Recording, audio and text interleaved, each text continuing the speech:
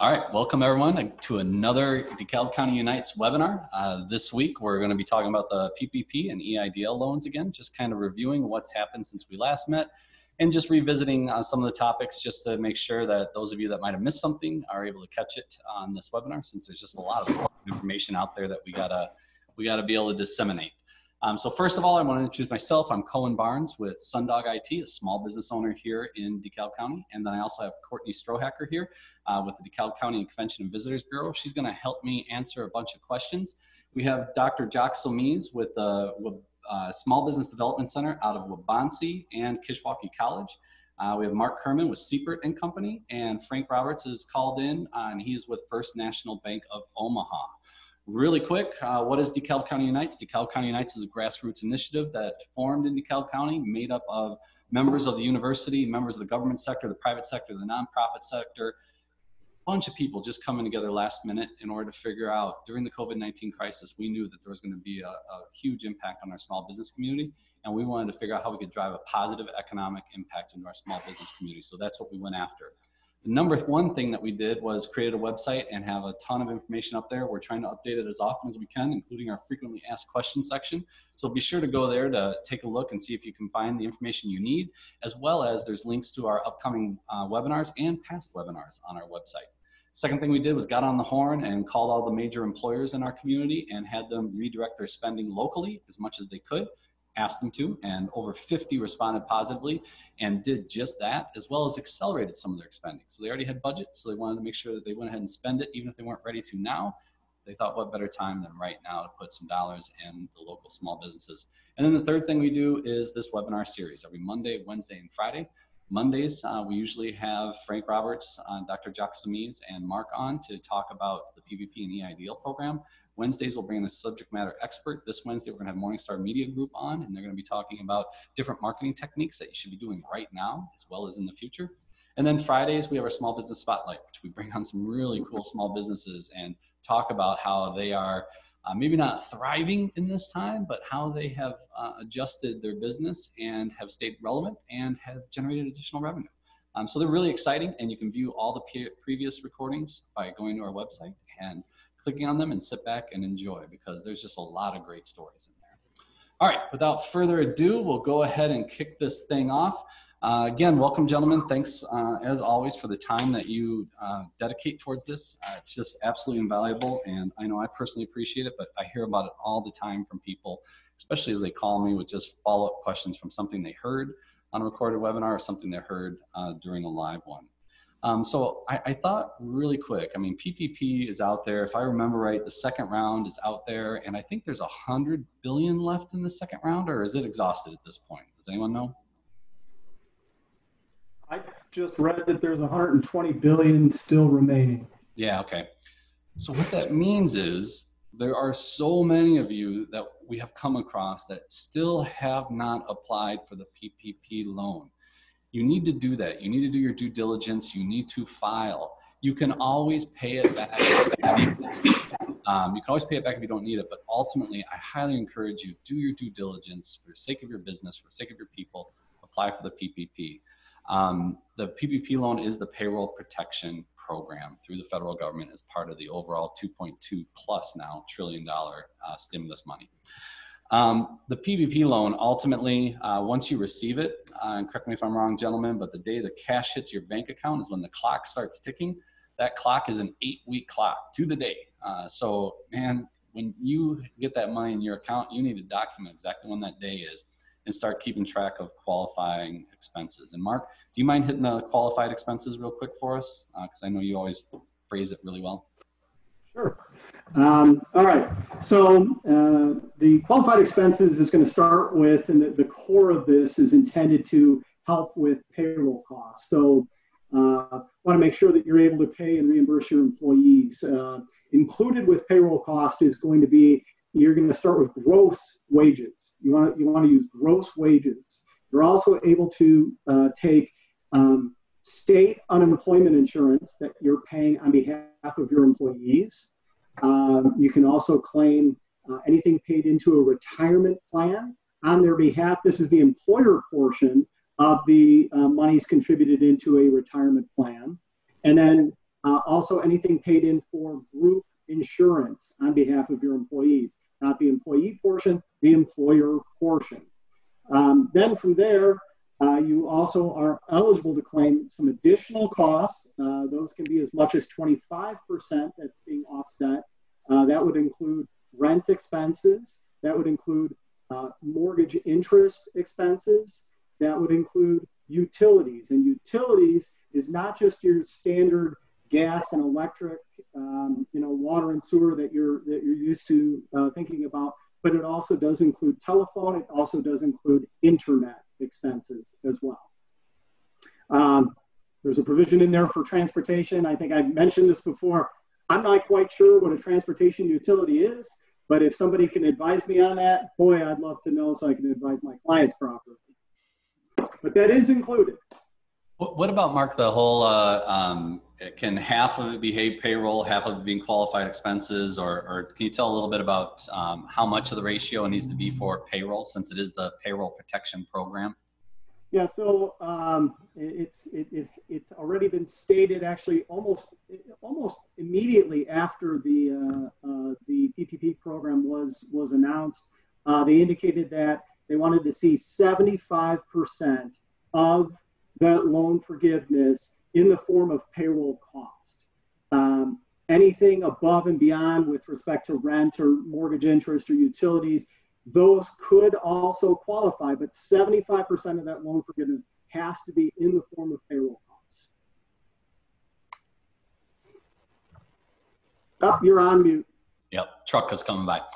There was a question that popped up. I'm sorry, Courtney, I'm just gonna grab it real quick while he's talking.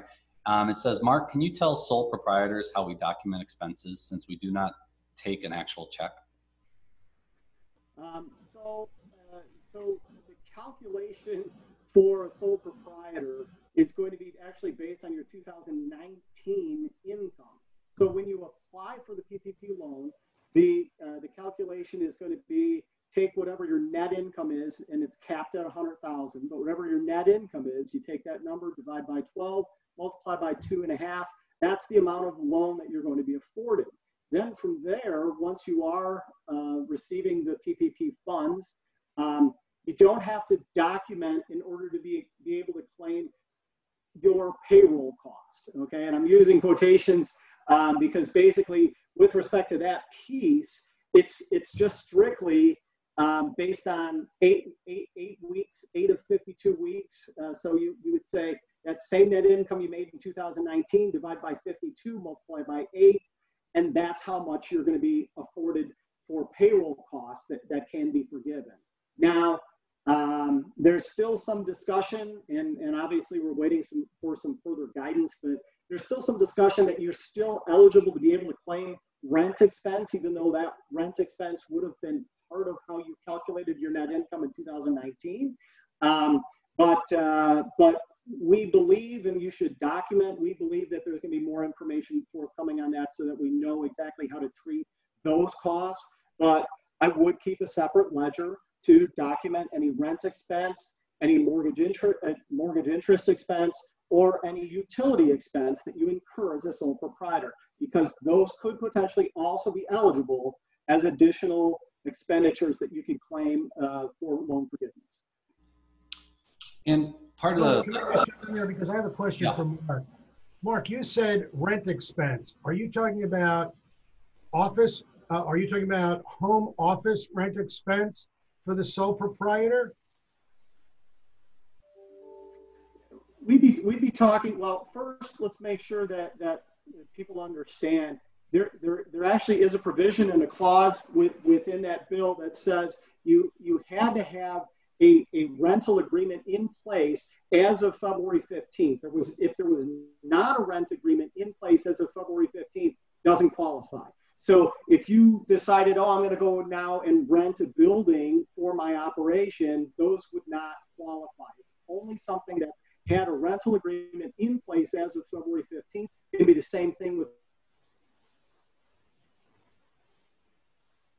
business where your sole proprietorship operates. Then you could claim it, but it would have had to have had a rental agreement in place prior to February 15th or as of February 15th. And does it work? I'm sorry. I was just going to ask, does that answer your question? Yeah. Does it work for 1099s the same way? When you say 1099s, independent contractors, as far as how they can receive the PPP, and is it the same rules as a self-employed?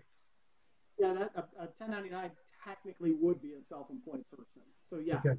Yes, that's exactly what we would be looking at for a 1099. All right. And I think this is the first time that I've heard a legitimate accountant tell me to have 2 sets of books. Is that what I heard you say? Careful, Jock. He'll never come on again if you keep playing with him like that. Was all right? I the only one that heard that, though? God, I love it, Jock. That's awesome. Here's why I'm saying 2 sets of books, Jock. Yeah. I'm saying 2 sets of books because we want to make life as easy as possible for the lenders. The lenders don't want to look through everything you have. We want the lenders to only have to look through those specific items that qualify. Does that make sense? That's a lot better. Yeah, thank you for that. Okay. Frank is probably wiping his brow saying, wow. That's a perfect segue then, because Mark, you were talking about document, and we've talked about that a lot during this webinar, previous webinars. Documentation is just going to be so important. And Frank, since the PPP, when I go to request forgiveness, I'm going to be going back to my original lender that helped me obtain the PPP money, and I'll be filing for forgiveness. Now, I know that everything's going to change. I know there's not a lot of information, if any information, out there at this point from the SBA to give you financial institutions some real guidance on what that looks like. But based on all your years of experience, when that day comes and I come to ask for forgiveness, do you have any tips, tricks, or things that you know what, whenever someone comes to me with things documented a certain way or laid out a certain way, that it's always really helpful? Anything you can do to help us start now, because if we all wait till by the time we ask for forgiveness, months are going to go by, memories are going to fade. So I think it's really good if we all start right now doing things the way we think the lender's going to want. So do you have any advice on that, Frank? Yeah, I do. Can you hear me okay? Yep. Okay. I do have some advice on that, and a little bit of what we've talked about in the past. Where start now, or hopefully everybody started the day they got the information in terms of keeping track of it. You can keep track of it on a sheet of paper. You can do it on a spreadsheet, however you want to, based on advice from your accountant, whatever, but keep track of the money, and then it can be organized down the road. And your point about going back and recreating six weeks afterwards is just going to be frustrating and difficult. As it relates to when you approach your bank asking for forgiveness of it, I would really think through, okay, this is my business, this is how I utilize the money, and make it really simple to follow your logic. And you might even start out with a narrative that says, hey, I'm going to keep the number simple. I got a $100,000 PPP loan. Attached to the supporting documentation for how the money was spent. I spent 78% or 80% of it on payroll. Supportive information is attached. I spent 20% on utilities. I mean, however you break it down, but I would make it simple. And the biggest thing is I wouldn't recommend, depending on the complexity of the company, we're not looking for a lot of information, a lot of documentation.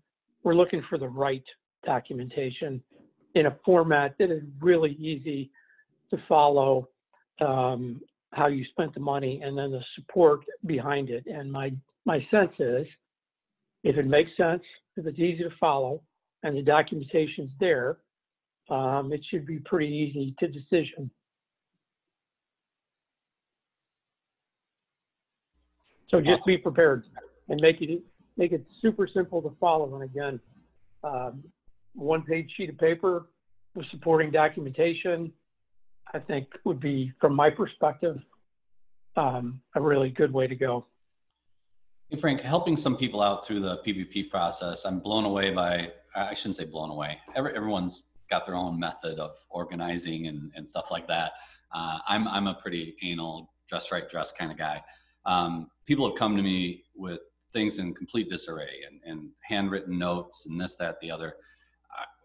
Would you be looking for, like, okay, if you say your electrical bill was $131 and that's what you're claiming, you want a copy of the ComEd bill. If your rent is $2,000, you want a copy of the rent bill. Are you going to want, do you think, documents to match up what you actually cut checks for? Yeah, one of the big questions is the accrual versus actual money spent. You know, I don't know, maybe Jacques knows or Mark, but I don't think that there's actually been a firm answer to that question. So I'm going to be looking for actual money spent, not the accrual component, but actual money spent. And the other question, yeah, I mean, it's going to be some extra work, but again, make it super simple to get as much forgiven as you can. And, you know, whether it's a payroll ledger from your payroll provider or whatever, go and show the gross wages, how much you may or may not have contributed to a health plan, retirement program, or whatever. And then, yeah, if show me a copy of the canceled check for May's rent and the utility bills that you paid, they're included in your request for forgiveness. Yeah, and I've had this question probably about 5 times since we last met. I bet actually even more if I thought about it. There's a lot of small business owners, and maybe it's just like attracts like, but we just want to get all our ducks in a row because we know what this is potentially going to look like in the future as memories fade and as the government starts auditing all this stuff. Mark, from your perspective, I assume same thing Frank's saying, you know, you definitely want to keep track of the expenses, but then you might as well have all the bills scanned, copied in a nice folder that matches up with all that stuff. So a year from now, when the federal government comes knocking at your door to audit your PPP money, I assume, since I'm going to reach out to my accountant and say, I need help, I assume you're going to want to see everything documented, everything right there. Because if you're trying to find that information a year from now, it's going to be impossible.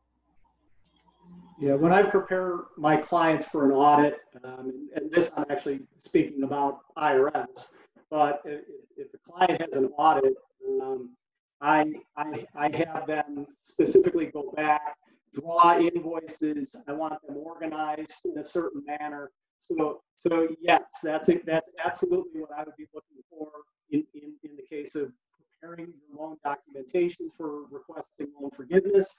And that's Jock, that's that second set of books. So you may have a copy somewhere else, but I want a special folder that's just specifically for qualifying expenses, and I want copies of all of those invoices in there. I want, and if you're issuing payroll, how about an earnings report and a check register indicating what was paid. So those types of things would be my advice for what you should be thinking about and looking at to be able to demonstrate that you actually incurred those expenses, that you paid them, and that there's validity to them.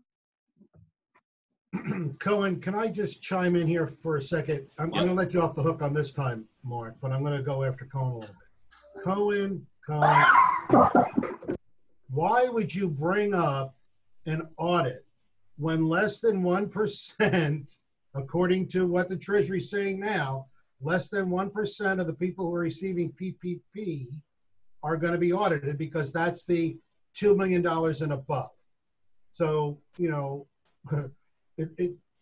Cohen Barnes has a real small chance of being audited in this. Now, I'm agreeing that we need to have all that documentation done, which leads me to Frank. Is the bank going to have any discretion over this, or it's simply going to be a black and white kind of thing? Either they meet it or they don't.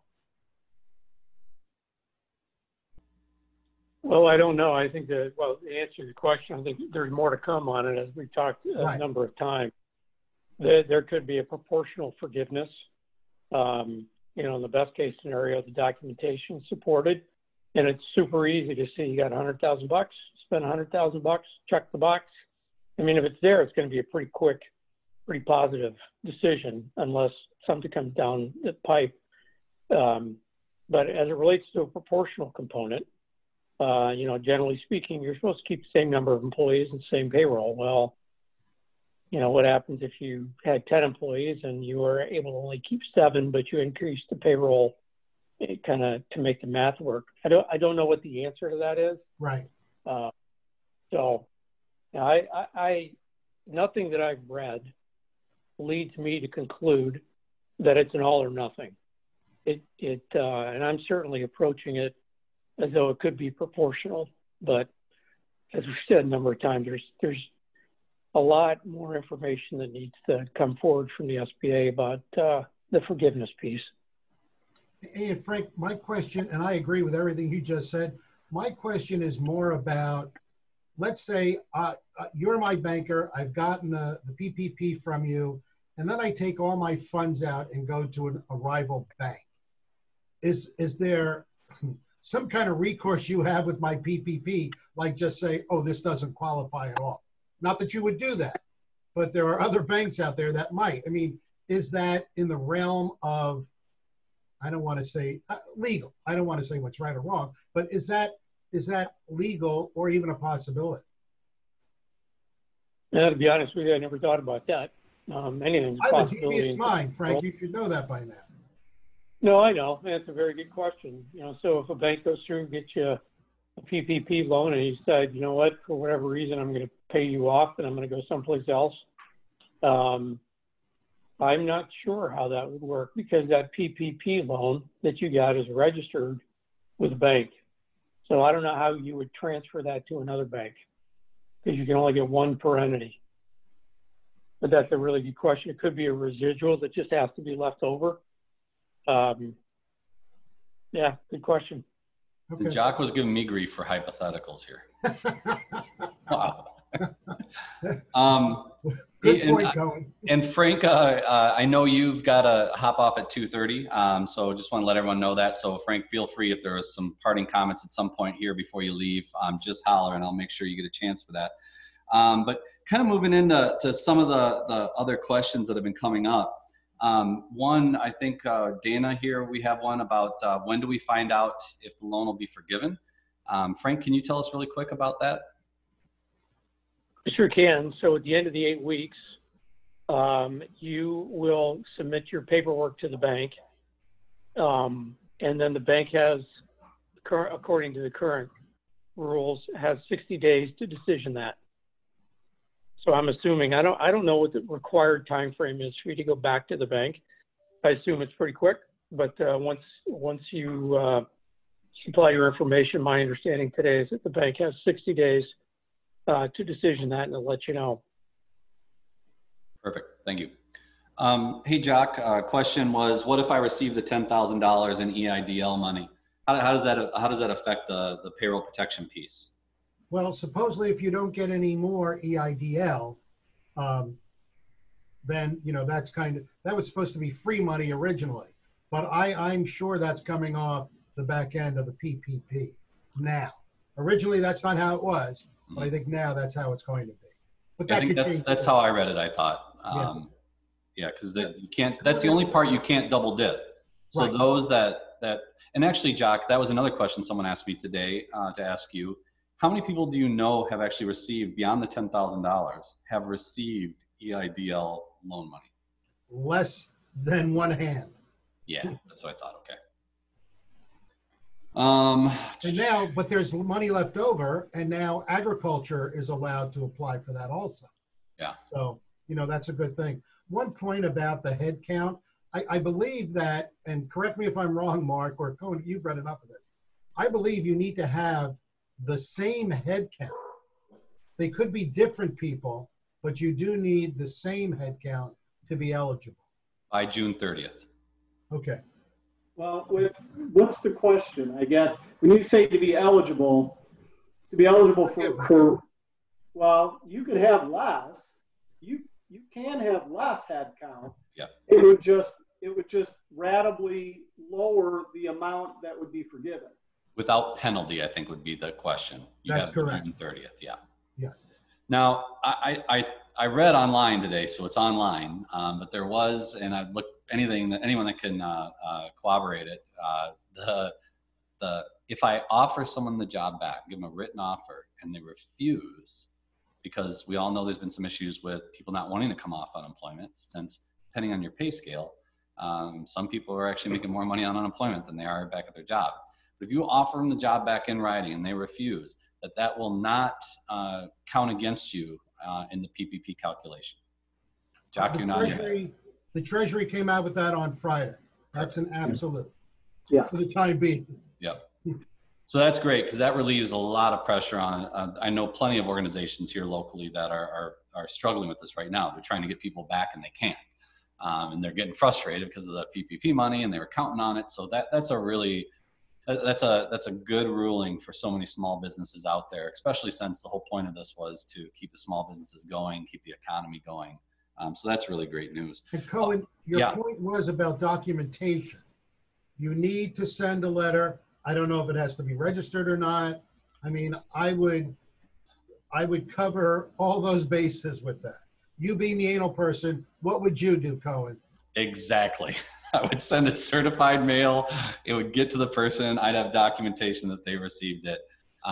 Because having been in business for 30 years, I've been through so many different scenarios that I'm going to avoid everything I can to not go through some of the scenarios I've gone through. Pictures of the person receiving. Yeah. Go ahead, Frank. Yeah, I got to jump off in just a second. In response to this, the SBA comes out with FAQs on the PPP program. It's a great place to go, and all you got to do is go to the SBA.gov website and or Google SBA PPP, and it'll take you where you need to get to. But they did include the issue you're talking about in the question about this, and it does state that. However, to be very technical here, what it does say is that the SBA and the Treasury intend to issue an interim final rule excluding laid-off employees whom the borrower offered to rehire. So conceptually, what you're talking about is right. The details drives all of this, and there is, as we say, more to come, because there will be more direction from the SBA and the Treasury when they update their interim final rule. So conceptually, you're right. The details around that, as they say, more to come. Beautiful. Thanks for the clarification, Frank. Yep. All right, I got to jump off. Thank you, guys. Have a great day. Yeah, take care, sir. Thanks, Frank. I have a couple questions from Lauren Wood, if that's okay. Is this a good time to perfect. Get in there? Okay. And you may have kind of talked about this a little bit, but the first question was, can I hire new people for an existing PPP loan? And in parentheses, I want to put my fiance on the payroll as he works for free for me right now. Is that a Mark question? You can hire anyone you like. Sorry, go ahead, Jock. I said you can hire anyone you'd like, as long as you're paying them the going rate. Again, we'll go back to Mark's smell test. If it smells bad, it's not going to work. But if the person's working and that's the job classification and that's the correct payment, you can hire anyone. And then on those same lines, do I have to hire back all the people who are working for me before this, considering if she were to get the PPP money? My answer is no. And Mark, I would agree. If you receive the PPP or the EIDL, when exactly do you have to start paying your people if you aren't allowed to be open yet by the governor of Illinois? That's a great question. Mm-hmm. When do you have to start paying back? We said during that 8-week period from when you receive the money, or is it when you cut checks? Which one is it, Mark? Receive, and I'm talking about PPP, not EIDL. What were you saying? What was your question? Is the point when you receive the money, or is the point when you cut checks and use the money?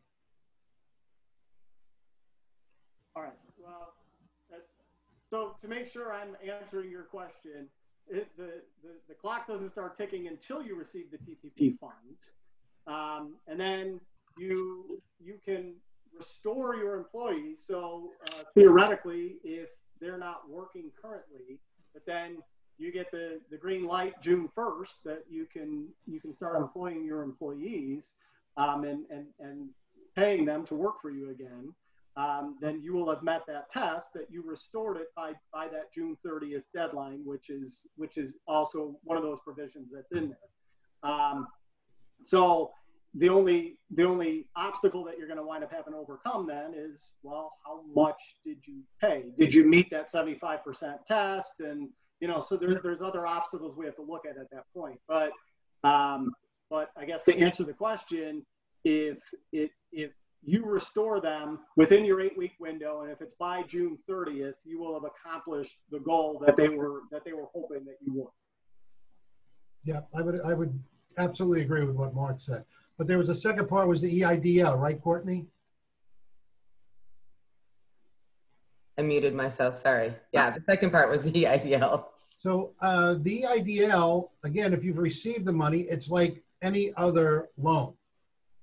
Basically, you're going to negotiate the terms of that, other than the rate, the payback terms when you sign the documentation. Real quick, Courtney, before you ask us another one, on the note, when do you start paying on it? I thought I had read 60 days from closing for the documentation. I was trying to find that this morning because I wasn't sure, but I remember seeing that a while ago. Yeah, should have asked Frank that. That'll be another one that'll be a question for Frank next time for sure. What else you got, Courtney? Actually, I think Lauren's last question is one that we can kind of maybe go into some of the things that UNITES is working on. She said, being a small retail in Illinois, gift shop, are there any regional groups I might want to join to get accurate information about what I need to do or should do to my shop for policies when reopening? So signage, cashier protective shields, processing items, etc. So I think, I'm sorry, Courtney. I saw something over the weekend that the CDC really does have some guidelines that people can follow or at least start to set up now. I'm sure that associations your own association, whatever your business is, probably is going to have guidelines too. The health department's not quite sure yet either, and they would be the next group that I would go to. So I think Lauren's on the right track with saying what associations are there. She has to find the associations for her. And then I would check the CDC site as well as the DeKalb County's health. Yeah, I think this came up in our conversation with Lisa Gonzalez when we talked to her with the health department, and that I think that some of these things are going to be changing, but we also talked to Veronica from Studio 815 about it. Each different small business is probably going to have different rules and guidelines. So I think that'll be something hopefully we can share through DeKalb County UNITES too, as some of this information starts to come in for reopening and tools to do that. And in the next few weeks, if I remember right, we're going to have the Department of Health back on to answer a bunch of questions as well regarding that topic. All right, what else we got? Anything? Or any parting thoughts, Mark, Jock? We have a comment from Ron Patch, but this is, I think, just more of a comment than an actual question. He's referring to when we had Axion on, and so maybe that's some information that we can hopefully share and get a better response for him. He's just saying he didn't have a great response time from them. Yeah, and Axion isn't a bank. They're the company that the state of Illinois contracted out, correct, Jock, to help process a lot of the applications for financial aid in the state of Illinois. Oh, you're muted, Jock. They are an independent group that does microloans. They at least have the function, and that's discouraging to hear, especially after what the CEO had said. Ron, if you don't mind, if you can give your phone number to Courtney, and you and I can talk, and I'll give them a call, because that's not what they're supposed to be doing. So there has to be some reason behind it. Parting thoughts, Mark? Parting thoughts. Boy, I guess I would say, how about asking them to document what it is that they're doing? in preparation for an audit. Along those lines, though, along those lines, we had been talking before we started this webinar, everyone. At some point, we're going to hopefully have something to give you a little guidance, maybe a spreadsheet doing some calculations.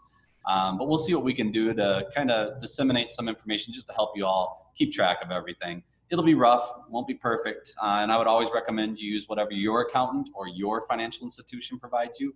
But in case you're lacking all that and you don't have any magic Excel spreadsheet skills, hopefully we can fill a gap there for you. You know, Cohen, along those lines, it's probably not a bad idea for you to try to anticipate how the bank is going to be looking at this stuff. So maybe asking your bank, tell me what you're looking for. Do you have a form that we can use to make this easy for you? And if I'm a banker, and I should have waited for Frank for this, but if I'm a banker, I'd be handing those out to my people because as a bank, I don't want to spend a lot of time having to churn through all this. It's not like Mark who gets paid by the hour. You know, bankers just made their fee and then that's that. Wow. But yeah, exactly. And also just from the standpoint of everything you can have, all your I's dotted, T's crossed before you submit to your banker will just make the whole process go smoother, which is going to be less stress, anxiety for you, and you're going to get your answer most likely quicker then as well. Absolutely. All right. Well, as usual, I really appreciate you all coming on. That was fantastic. I just want to remind everyone, we have our webinars every Monday, Wednesday, and Friday at 2 p.m. This Wednesday, we have Morningstar Media Group. They're going to be on to talk about 5-10 best things you should be doing from a marketing perspective right now during this crisis in order to stay relevant with your clients, as well as potentially generate some additional business. But then also, those are the same things that we're going to need to do after this. Things have changed. The way you used to operate and advertise your business, especially from an online perspective, has to change going forward. And they're going to give us some insight on what that looks like. So I'm really excited about that one, and that should be a great one. And then this Friday is our small business spotlight again, where we're having a slew of people on just to talk about the ways that they're being successful during this COVID-19 crisis. So again, thanks, Jock. Thanks, Mark. Thanks, Courtney. Really appreciate your time. You guys have an absolutely wonderful week, and I'll look forward to seeing you next time. Take care, everybody. Have a great one.